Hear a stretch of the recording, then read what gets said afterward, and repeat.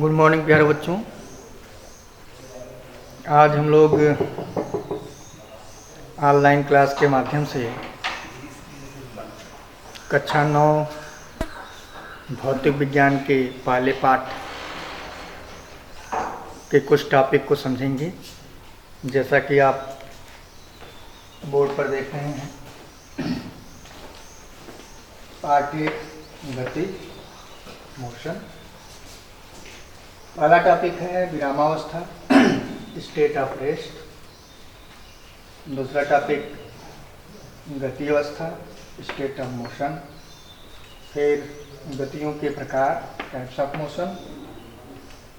इसी क्रम में आगे बढ़ते हुए दूरी क्या होती है, किसे कहते हैं, इसे डिफाइन करेंगे हम लोग। फिर विस्थापन डिस्प्लेसमेंट क्या होता है, इसकी डेफिनेशन देंगे। और साथ ही साथ दूरी और विस्थापन में क्या अंतर होता है, इसे भी जानेंगे। बहुत ही सरल टॉपिक है, बस ध्यान लगा के हमें समझना है। आप तैयार हो जाइए। आइए शुरू करते हैं। पहला टॉपिक विरामावस्था स्टेट ऑफ रेस्ट। विरामावस्था क्या है? वैसे अगर बात किया जाए बच्चों कि कोई वस्तु विराम में है या गति में है, तो किस प्रकार से हम कह सकते हैं? जैसे पृथ्वी पर खड़े पेड़ पौधे, खंभे, मकान इत्यादि विरामावस्था में कहे जा सकते हैं, परंतु कभी कभी वो गतिमान अवस्था में भी कहे जा सकते हैं। अब यहाँ पर एक थोड़ी सी दुविधा उत्पन्न हो रही है कि सर वो तो विराम में ही है, लेकिन इसी चीज़ को हमें समझना है कि विरामावस्था की स्थिति को हम कैसे परिभाषित कर सकते हैं, कैसे कहेंगे कि वह वस्तु विरामावस्था में है। विज्ञान की ये थोड़ी सी एक, इसे आप समझने के लिए एक चीज़ समझ लीजिए कि इस चीज़ को कैसे समझा जाए। जैसे आप कभी यह चीज़ नोटिस किए होंगे कि बाइक पे बैठे हैं, आप तेज़ी से जा रहे हैं, तो आपको ऐसा प्रतीत होता है कि पेड़ पौधे, खंभे इत्यादि पीछे जा रहे हैं तेज़ी से। आपको ऐसा लगता है कि वो गतिमान है आपके विपरीत दिशा में, तो वास्तव में वे तो विराम स्थिति में है, लेकिन हमें प्रतीत हो रहा है गतिमान स्थिति में। तो इसी चीज़ को हमें समझना है कि ये क्या चीज़ है, इसे किस तरह से हम डिफाइन कर सकते हैं ताकि एकदम कॉन्सेप्ट हमारा क्लियर हो जाए। विरामावस्था का मतलब, यदि कोई वस्तु किसी दूसरी वस्तु या किसी बिंदु के सापेक्ष अपनी स्थिति में कोई परिवर्तन ना करे समय के साथ यदि कोई वस्तु किसी बिंदु के सापेक्ष अपनी स्थिति में कोई परिवर्तन न करे, तब हम वस्तु को विरामावस्था स्थिति में कहेंगे कि वह वस्तु विरामावस्था में है। और यदि कोई वस्तु किसी बिंदु के सापेक्ष समय के साथ अपनी स्थिति में परिवर्तन कर रहा है, तब हम उस वस्तु को गति अवस्था में कहेंगे। जैसे हम यह मान लें कि मेज पर कोई पुस्तक रखी हुई है और किसी कमरे में कोई एक व्यक्ति एक कोने पे खड़ा है। समय के साथ अगर इन दोनों के बीच की दूरी या विस्थापन जो भी है, इनकी समय के साथ आंका जाए, तो हम कह सकते हैं कि बुक के सापेक्ष व्यक्ति भी स्थिर है और व्यक्ति के सापेक्ष बुक भी स्थिर है। या हम मेज के हिसाब से कहें कि मेज पर रखी हुई पुस्तक मेज के सापेक्ष स्थिर है, या बुक के सापेक्ष वह मेज भी स्थिर है, इस तरह से। तो यहाँ पर हम एक रेफरेंस पॉइंट ले रहे हैं, जिसे हम मूल बिंदु या निर्देश बिंदु कहते हैं। कि जिस बिंदु के सापेक्ष हम किसी वस्तु की स्थिति के बारे में बताते हैं, तभी क्लियर होता है कि वह वस्तु गतिमान स्थिति में है या विराम स्थिति में। कभी कभी हम विराम की स्थिति में होते हुए भी गतिमान की स्थिति में होते हैं, जैसे कि कार सड़क पर चल रही है। अब कार के अंदर दो आदमी बैठे हैं, तो कार के अंदर बैठे दो आदमी एक दूसरे के सापेक्ष विराम की स्थिति में है, और सड़क पर खड़ा कोई तीसरा आदमी यदि उन्हें देखे और कार चल रही है, तो वे दोनों गतिमान स्थिति में हो जाएंगे। तो हम निर्देश बिंदु को बदल देने पर वस्तु की स्थिति भी बदल जा रही है। गतिमान वस्तु विराम में भी हो जा रही है, विराम वस्तु गतिमान में हो जा रही है। तो किसी वस्तु के स्टेट, उसके पोजीशन, स्थिति को समझने के लिए हमें निर्देश बिंदु की आवश्यकता पड़ती है। बिना निर्देश बिंदु के हम कतई नहीं कह सकते कि वस्तु गतिमान स्थिति में है कि विराम स्थिति। वैसे अगर इस पृथ्वी को हम किसी दूसरे ग्रह के सापेक्ष, दूसरा ग्रह एक मूल बिंदु या निर्देश बिंदु की तरह ले सकते हैं, उसके सापेक्ष अगर हम देखें तो हम सदैव गतिमान स्थिति में हैं, क्योंकि सभी ग्रह पृथ्वी के चारों ओर चक्कर लगा रहे हैं। और ग्रह पर ही कोई चीज, जैसे सड़क के किनारे खड़ा कोई पेड़ या खंबा हो और दूसरे पेड़ या खंबे से उसकी तुलना की जाए, तो वे दोनों एक दूसरे के सापेक्ष विरामावस्था में होंगे, क्योंकि उनकी स्थिति में कोई परिवर्तन नहीं हो रहा है।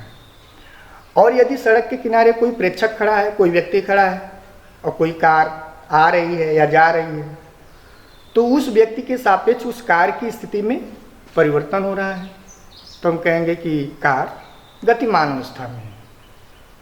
ठीक है, तो आई होप आप समझ गए होंगे विरामावस्था क्या है और गति अवस्था क्या है।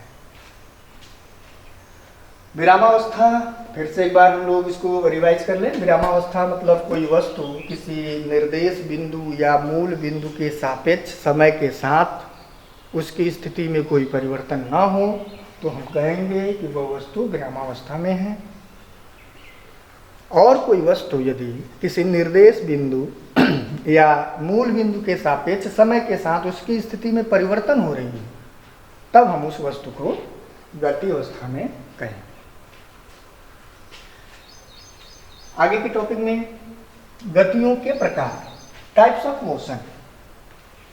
गति कितने प्रकार की होती है? गति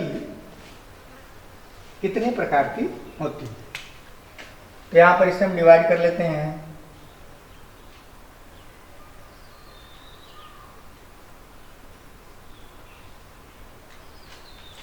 रेखीय गति पहले नंबर पे, दूसरे नंबर पे कर लेते हैं वक्रीय गति या वृत्तीय गति। पहले नंबर पे आता है बच्चों आपका रेखीय गति, linear motion, straight line motion, linear motion, इसे हम कहेंगे linear motion.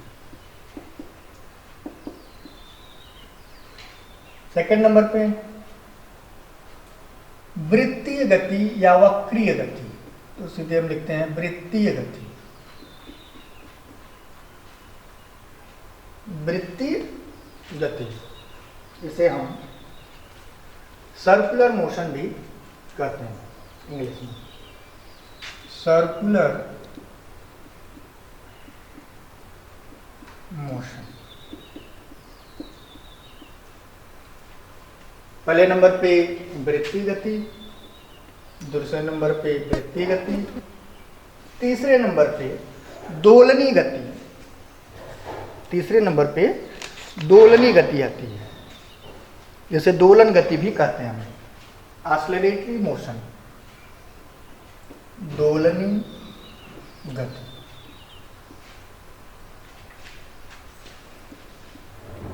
Oscillatory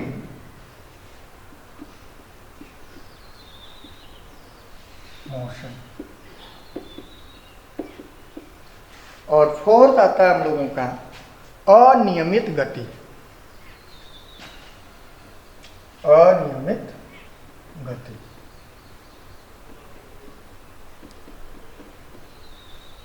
random motion.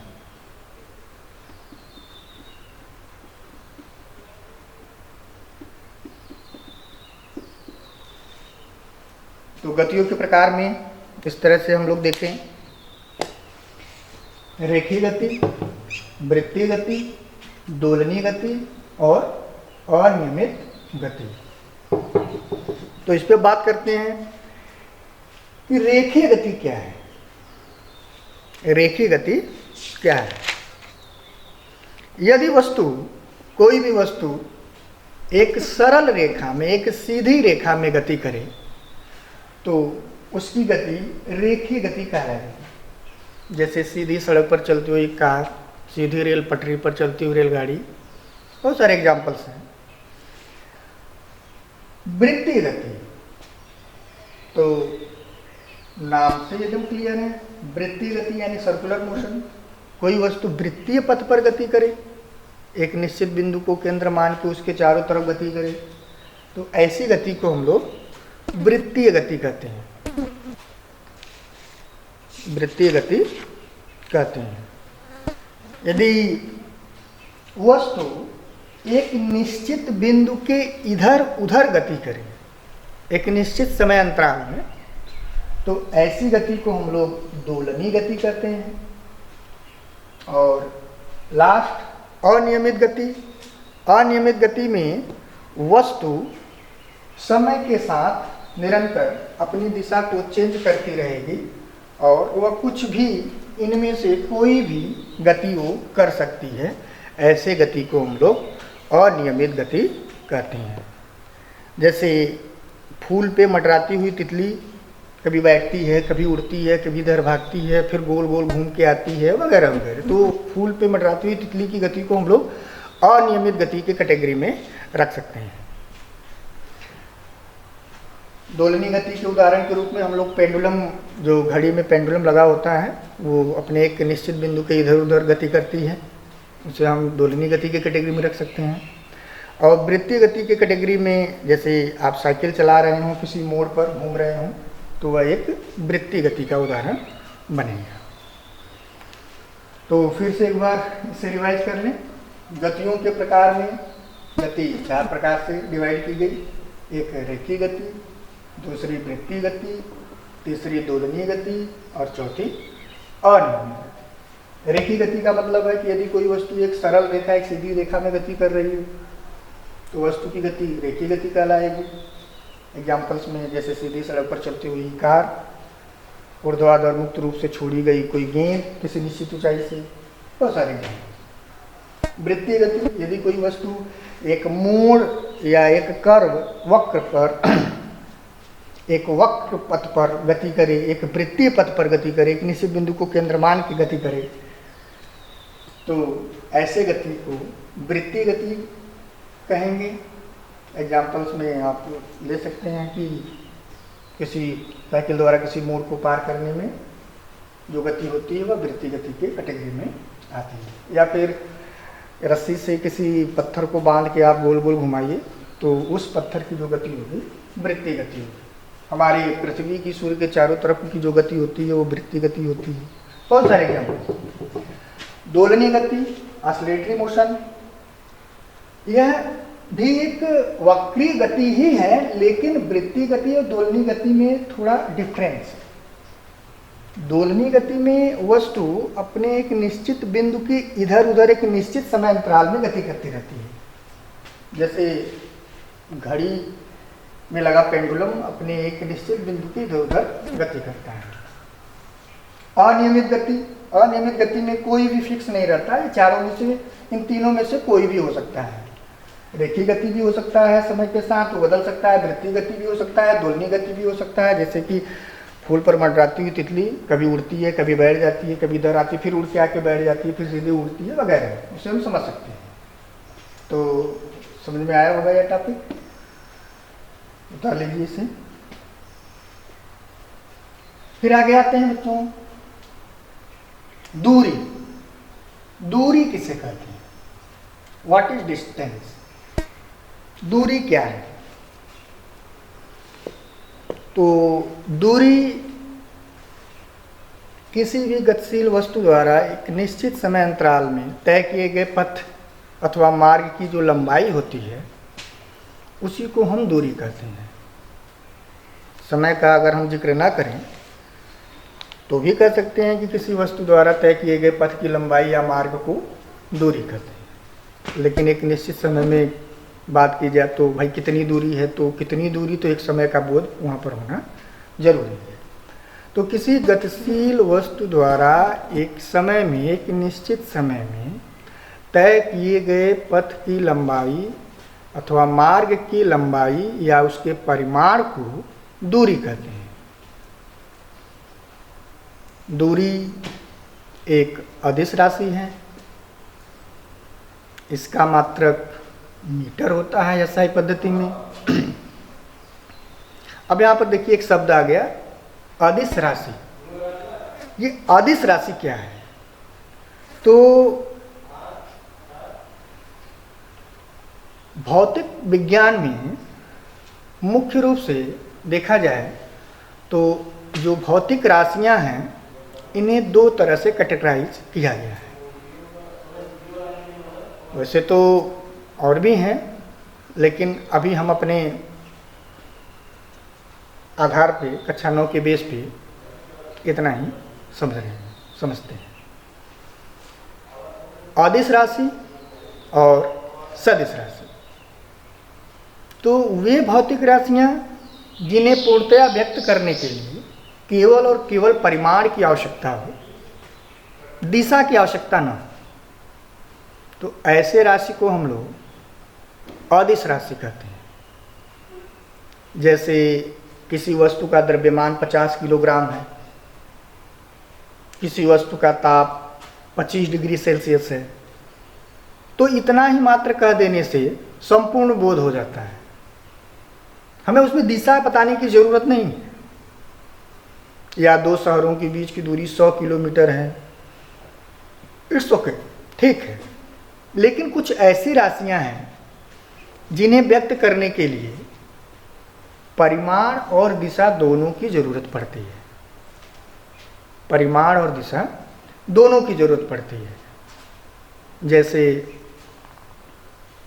बल, वेग, त्वरण, बहुत सारी ऐसी राशियां हैं, विस्थापन, इन्हें व्यक्त करने के लिए दिशा और परिमाण दोनों की आवश्यकता पड़ती है। देखिए, मुख्य रूप से जो हम स्टडी करते हैं विज्ञान में, जो भी पढ़ते हैं चीज़ें, तो इसमें दोनों तरह की राशियों को बराबर पढ़ते रहते हैं। तो उस कुछ राशियों को तो केवल परिमाण से व्यक्त कर दिए, चलो ठीक है भाई, इनमें दिशा की जरूरत नहीं पड़ती, घनत्व हो गया, आयतन हो गया, दाब हो गया, द्रव्यमान हो गया, लंबाई हो गया, इनमें दिशा की जरूरत नहीं पड़ेगी। मतलब इस तरह से व्यक्त किया जाए तो संपूर्ण बोध हो जाता है। लेकिन कुछ वस्तुओं या कुछ राशियों को व्यक्त करने के लिए हमें दिशा भी बतानी पड़ेगी, तभी उसका पूर्ण रूप से बोध होगा, अन्यथा नहीं होगा। तभी स्टडी आगे समझ में आएगी, नहीं तो नहीं समझ में आएगी। जैसे किसी वस्तु पर 10 न्यूटन का बल लगा है। अब 10 न्यूटन का बल वस्तु पे लगा है तो यह एक अपूर्ण कथन है, क्योंकि बल एक सदिश राशि है। तो हमें यहाँ बताना पड़ेगा कि 10 न्यूटन का बल किस दिशा में लगा है, तभी जाके यह कथन पूर्ण होगी, नहीं तो यह गलत माना जाएगा। तो किसी वस्तु पर 10 न्यूटन का बल उत्तर दिशा में लगा है, हाँ अब सही है, ठीक है। इसी तरह से विस्थापन, वस्तु का विस्थापन 10 मीटर है या 5 मीटर है, 1 मीटर है, 2 मीटर है, कुछ भी, यह अभी अपूर्ण है, क्योंकि विस्थापन एक सदिश राशि है। तो हमें दिशा का भी जिक्र करना होगा। अभी हमने केवल परिमाण की ही बात की कि 5 मीटर है, तो 5 मीटर है किस दिशा में है? उत्तर, दक्षिण, पूर्व, पश्चिम, पूर्वोत्तर, पश्चिमोत्तर, कोई भी दिशा हो सकता है। ऊर्ध्वाधर, कुछ भी। तो राशियों की बात हम लोग कर रहे थे, सदिश राशि और अदिश राशि। तो अदिश राशियाँ वे राशियाँ होती हैं जिन्हें व्यक्त करने के लिए केवल और केवल परिमाण की आवश्यकता पड़ती है, दिशा की आवश्यकता नहीं पड़ती। जैसे दूरी, क्षेत्रफल, आयतन, घनत्व, दाब इत्यादि। और कुछ भौतिक राशियाँ ऐसी होती हैं जिन्हें व्यक्त करने के लिए हमें दिशा, परिमाण या परिमाण और दिशा दोनों की आवश्यकता पड़ती है। जैसे विस्थापन, वेग, त्वरण, बल इत्यादि। तो हम बात कर रहे थे दूरी की। तो दूरी किसी गतिशील वस्तु द्वारा एक निश्चित समय में तय किए गए पथ के परिमाण या पथ की लंबाई को दूरी कहेंगे। दूरी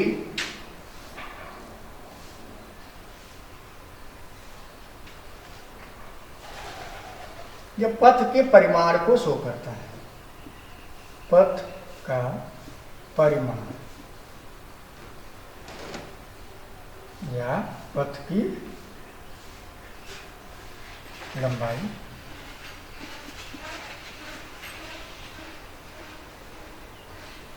जैसे दो पॉइंट लेने ए और बी, तो ए से बी तक जाने के लिए बहुत सारे रास्ते हो सकते हैं।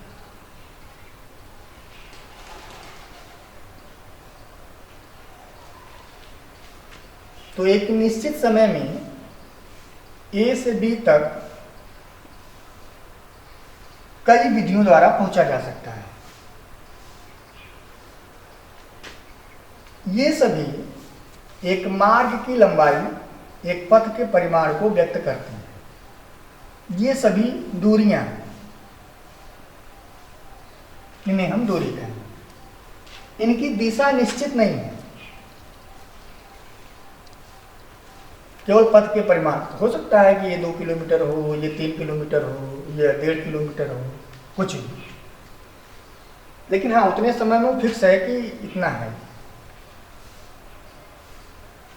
किसी गतिशील वस्तु द्वारा एक निश्चित समय में तय किए गए पथ के परिमाण अथवा लंबाई को दूरी कहेंगे। दूरी एक अदिश राशि है।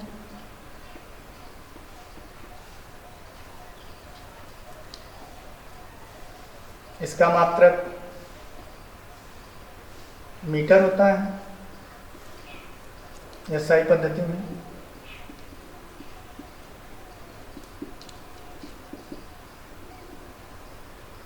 इसका मात्रक मीटर होता है। जैसे सामान्यतः हम अपने बुक में जब भी पढ़ेंगे तो वस्तु कितनी दूरी तय की, तो वस्तु 5 मीटर दूरी तय की, 10 मीटर दूरी तय की, इस तरह से व्यक्त करेंगे। हालांकि किलोमीटर में दिया होगा तो उसे हम व्यक्त कर लेंगे, मीटर में बदल लेंगे पैमाने की सहायता से। ये बात सवाल लगाने के लिए याद रखना है। इसी क्रम में आगे बढ़ते हैं।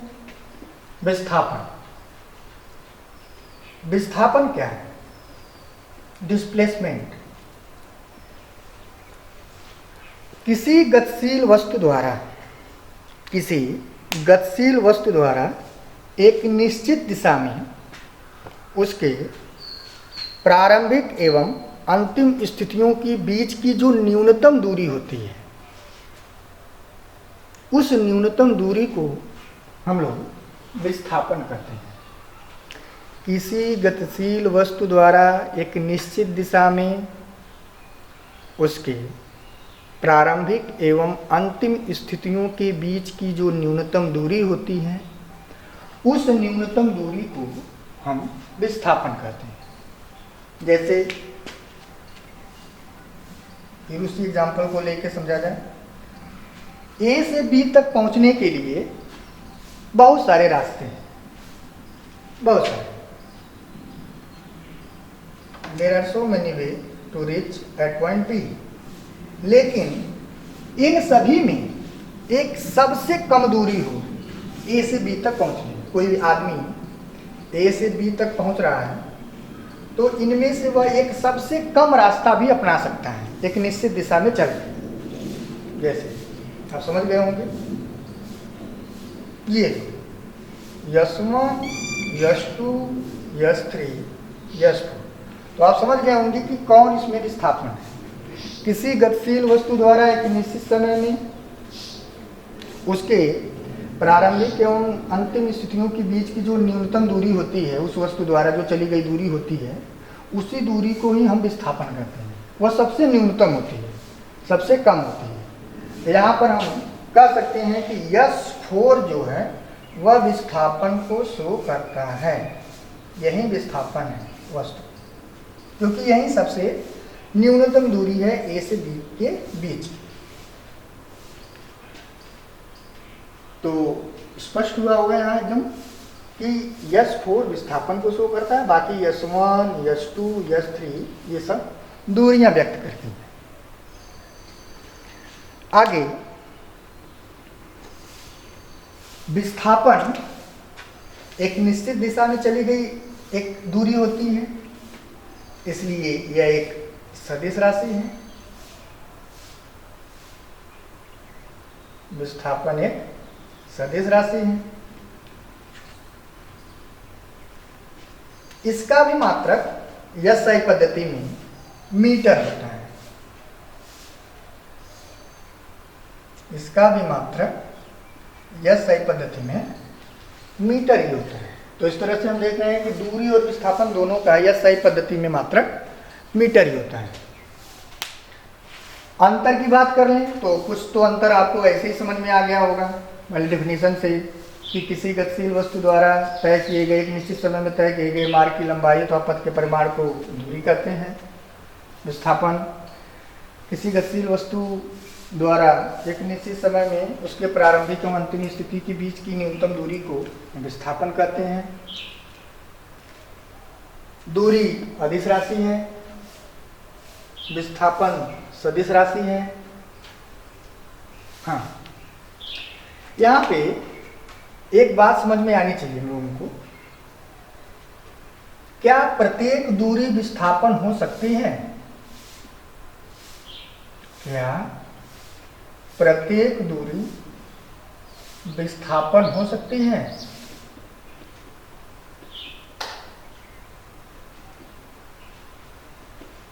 तो आंसर होगा नहीं, क्योंकि प्रत्येक दूरी शॉर्टेड डिस्टेंस न्यूनतम दूरी नहीं हो सकती उस गतिशील वस्तु की, इसलिए वह विस्थापन नहीं हो सकता। तो इस अंतर में हम इसे लिख सकते हैं कि प्रत्येक दूरी जो है किसी गतिशील वस्तु द्वारा तय की गई प्रत्येक दूरी विस्थापन नहीं हो सकती। लेकिन क्या प्रत्येक विस्थापन दूरी हो सकता है? दूरी हो सकता है। तो इसका आंसर है हाँ, प्रत्येक विस्थापन दूरी हो सकती है। तो अंतर में से क्लियर रखेंगे, प्रत्येक दूरी विस्थापन नहीं हो सकती। जो उनके बीच की जो न्यूनतम दूरी होगी, उस गतिशील वस्तु के बीच की जो न्यूनतम दूरी होगी वही भी विस्थापन होगा, हर दूरी विस्थापन नहीं है। लेकिन प्रत्येक विस्थापन दूरी हो सकती है। अच्छा, इसके परिमाण की बात कर लें तो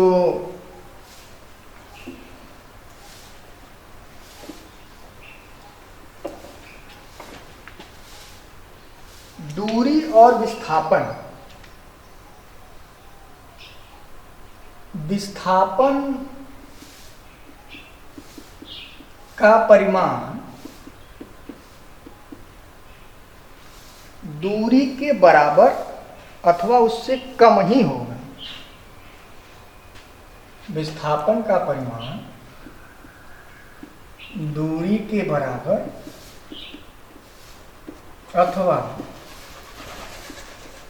उससे कम ही होगा। या इसको मैं ऐसे उल्टे भी कर सकता हूं कि दूरी का परिमाण विस्थापन के बराबर अथवा उससे अधिक हो सकता है।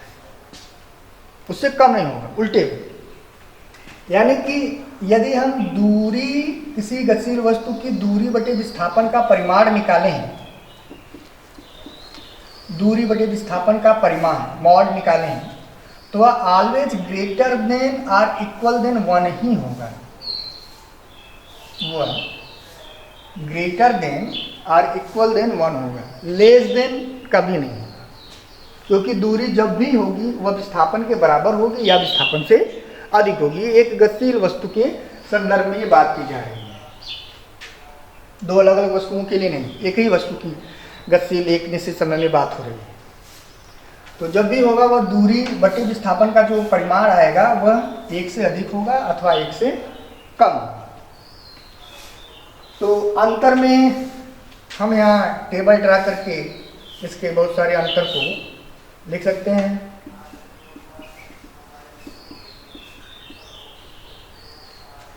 पहले तो डेफिनेशन से स्टार्ट कर देंगे बच्चों कि किसी गतिशील वस्तु द्वारा एक निश्चित समय में तय किए गए पथ के परिमाण अथवा लंबाई को दूरी कहते हैं।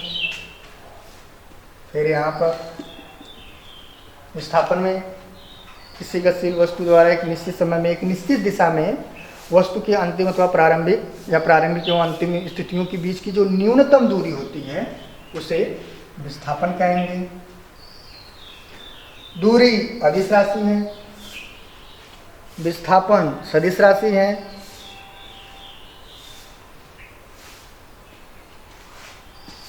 प्रत्येक दूरी विस्थापन नहीं हो सकती, लेकिन प्रत्येक विस्थापन दूरी हो सकती है। दूरी और विस्थापन का परिमाण सदैव और सदैव 1 के बराबर अथवा 1 से अधिक हो।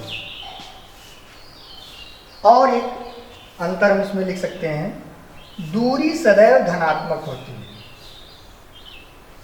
दूरी सदैव धनात्मक होती है। दो वस्तुओं के बीच की दूरी सदैव धनात्मक होगी, इसे आप याद रखिए। दूरी कभी भी ऋणात्मक नहीं होती। लेकिन विस्थापन एक सदिश राशि है, इसलिए यह धनात्मक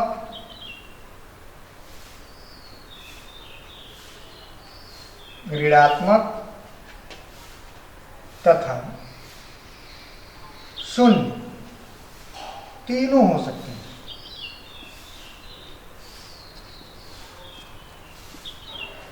धनात्मक, ऋणात्मक तथा शून्य तीनों हो सकती है।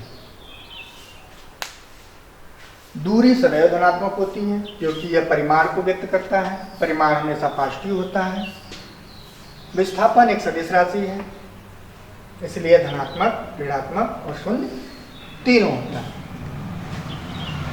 अच्छा, विस्थापन शून्य कैसे होता है? विस्थापन शून्य कैसे होता है, इसको थोड़ा समझा दें। ये बहुत इंपॉर्टेंट टॉपिक है। विस्थापन शून्य कैसे होता है? अगर पृथ्वी तल से किसी पत्थर को या बॉल को फेंका जाए एक वेग से, तो यह अपने एक न्यूनतम ऊंचाई तक, अधिकतम ऊंचाई तक जाएगी और जाने के बाद फिर मुक्त रूप से गिरते हुए वहीं पर आ जाए। यदि ऊर्ध्वाधर ऊपर की तरफ फेंका गया तो सदिश के नापने की जो कार्तीय विधि होती है, उसका जो चिन्ह लेते हैं, वो हम इस तरह से मेजरमेंट करते हैं। आप अक्ष के रूप में समझ सकते हैं, x x dash, y y. तो ऊपर की दिशा में या पॉजिटिव, नीचे की दिशा में या नेगेटिव, लेफ्ट हैंड साइड या नेगेटिव और राइट हैंड साइड या पॉजिटिव मानी जाती है। इस तरह से हम नोट करते हैं, तो आसानी से इस चीज़ को समझ लेते हैं। तो यहाँ नीचे से ऊपर गई वस्तु तो कितनी दूरी तय की, h दूरी। तो यहाँ विस्थापन एक निश्चित समय अंतराल में दो बिंदुओं के बीच एक न्यूनतम दूरी है, तो यहाँ विस्थापन कितना हुआ, पहले अगर हम लिख दें a से b, तो a टू b में विस्थापन कितना हुआ, तो प्लस h, यहाँ देखिए ऊपर जा रही है इसीलिए हमने प्लस लिया। अब फिर वह b से फिर पुनः a पर आएगी, तो b से a में विस्थापन की गणना की जाए तो प्लस h नहीं हो गया, अब माइनस हो, क्योंकि उसकी डायरेक्शन चेंज हो गई, बदल गई दिशा। तो कुल विस्थापन, नेट विस्थापन कितना हुआ,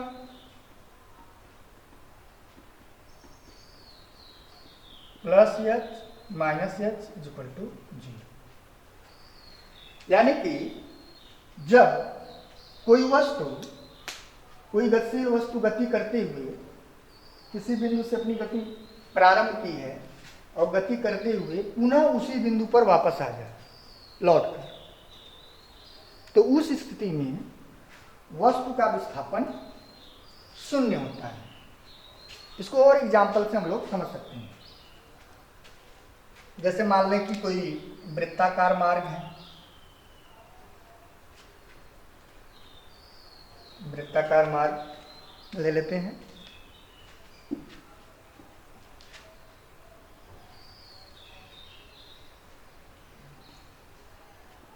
इसका व्यास AB है और वस्तु A से कोई धावक है या कोई वस्तु है, वह बिंदु A से दौड़ना प्रारंभ करता है। तो A से दौड़ते हुए B तक है, फिर B से दौड़ते हुए पुनः A तक आ जाए। तो अभी डिफिनीशन हम भी हमने बताया था कि कोई वस्तु यदि गति करते हुए जिस बिंदु से गति की है उस बिंदु से गति करते हुए पुनः उसी स्थिति पर वापस आ जाए, तो इस स्थिति में वस्तु का विस्थापन शून्य होता है। यानी कि प्रारंभिक और अंतिम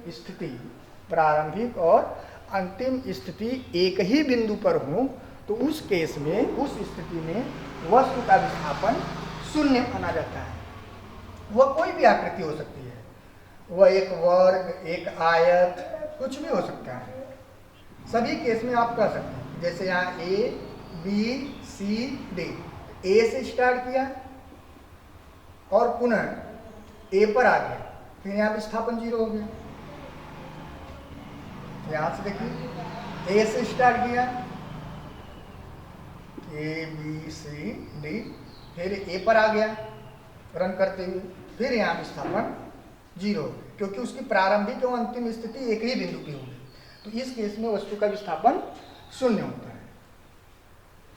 अगर यहाँ पर देखो थोड़ा समझने के लिए, ये परीक्षा में कई बार पूछा गया इस तरह से कि A से स्टार्ट करके यदि B पर आके रुक जाए, तो इस केस में दूरी कितनी होगी, विस्थापन कितनी होगी।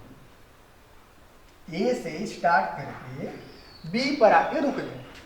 चलिए देखिए, मान लेते हैं कि इस वृत्ताकार पथ की त्रिज्या r, इसका रेडियस कितना है r।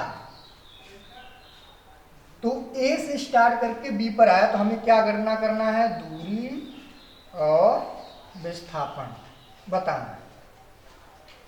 दूरी कितनी होगी, विस्थापन कितनी होगी। तो पहले तो बच्चों हम बात करते हैं दूरी। तो दूरी क्या होती है, किसी वस्तु द्वारा एक निश्चित समय में तय किए गए पथ के परिमाण अथवा लंबाई को दूरी कहते हैं। तो A से B तक जाने में उसे एक समय लगा होगा निश्चित समय, और A से B तक उसने यही पथ, इसी पथ पर वह दौड़ा है, इसी पथ पर चला है, तो इतनी ही दूरी तय किया है। तो ये क्या है, ये अर्धवृत्त की परिधि, सॉरी यह वृत्त की क्या है, अर्धवृत्त की परिधि। अब अर्धवृत्त की परिधि या वृत्त की जो परिधि होती है, वृत्त की कुल परिधि कितनी होती है, परिधि, वृत्त की परिधि और उसका आधा, तो वृत्त की परिधि 2πr, उसका आधा कर दें तो πr। ये वस्तु द्वारा तय की गई दूरी होगी।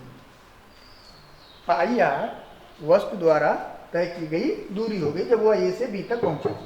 अच्छा, विस्थापन, विस्थापन का डेफिनेशन क्या है कि एक निश्चित समय अंतराल में एक निश्चित दिशा में वस्तु के प्रारंभिक एवं अंतिम स्थितियों के बीच की जो न्यूनतम दूरी होती है उसी को विस्थापन कहते हैं। तो ए से बी तक जाने में हम दो चीजें देख रहे हैं, एक तो ये वाला मार्ग देख रहे हैं, ये तो एक वाला ये व्यास वाला और एक अर्धपरिधि वाला। इसमें न्यूनतम कौन है? तो न्यूनतम उसका व्यास है। न्यूनतम कौन है? व्यास। और व्यास क्या है? A B. और व्यास ए बी को हम लोग किस तरह से लिख सकते हैं? 2r।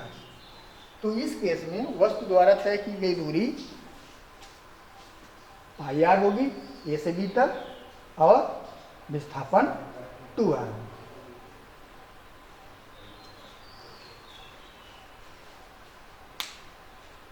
तो क्लास समझ में आया होगा बच्चों। आगे के टॉपिक में हम लोग डिस्कस करेंगे गति के बारे में, एक समान गति, असमान गति, चाल और वेग, जो कि अगले वीडियो में हम लोग देखेंगे। तब तक इसको आप रिवाइज कीजिए, अच्छे से पढ़िए। धन्यवाद।